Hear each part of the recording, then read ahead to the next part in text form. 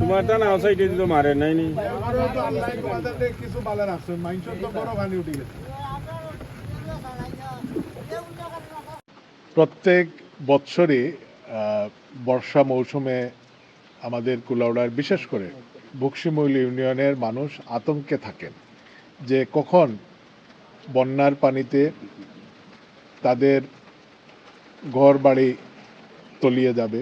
এইবার আগাম অনেকটাই অতিবৃষ্টির কারণে এবং পাহাড়ি ঢল এবং যেহেতু পাহাড়েও প্রচুর বৃষ্টি হচ্ছে, বৃষ্টিপাতের পরিমাণ এইবার বেড়েছে।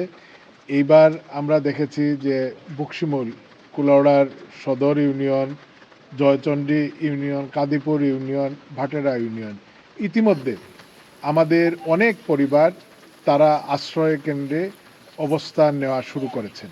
এই বক্সিমূল ইউনিয়নে এখন পর্যন্ত 4টা আশ্রয় কেন্দ্র স্থাপন করা হয়েছে। আমরা সরজমিনে বিভিন্ন জায়গায় গিয়েছি, আমাদের জনপ্রতিনিধিরা আমাদের সঙ্গে ছিলেন, আমাদের আওয়ামী লীগের নেতৃবৃন্দ সঙ্গে ছিলেন এবং প্রশাসনের পক্ষ থেকেও সব ধরনের সহায়তা করা হবে।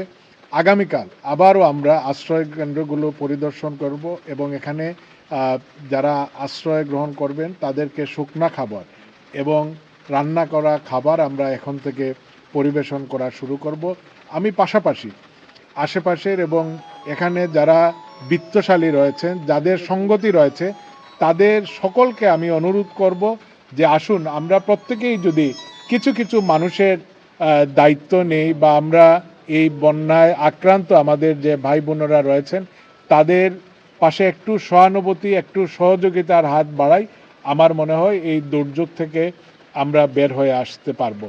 এবং আমাদের এই হাকালুকির পারে এই অঞ্চলটি যেভাবে দিনে দিনে হাকালুকির তলদেশ ভরাট হওয়ার কারণে এবং আমাদের এই এলাকায় যে খাল বা নদীগুলো রয়েছে ভরাট হওয়ার কারণে এই পানিটা দ্রুতই মানুষকে ক্ষতিগ্রস্ত করছে। আমরা আগামী দিনে এই হাকালুকি পাড়ের আশেপাশে সকল সংসদ সদস্যকে নিয়ে এবং প্রয়োজন হলে আমরা মৌলভীবাজার, সিলেটের প্রশাসন একসঙ্গে বসে আমরা একটি সমন্বিত প্রকল্প বা পদক্ষেপ নিব যাতে করে মানুষের এই প্রতি বৎসর এই যন্ত্রণা থেকে মানুষকে লাঘব হয় বা একটি পরিকল্পনার মাধ্যমে মানুষকে এই দুর্যোগ থেকে বের করে নিয়ে আসা যায়।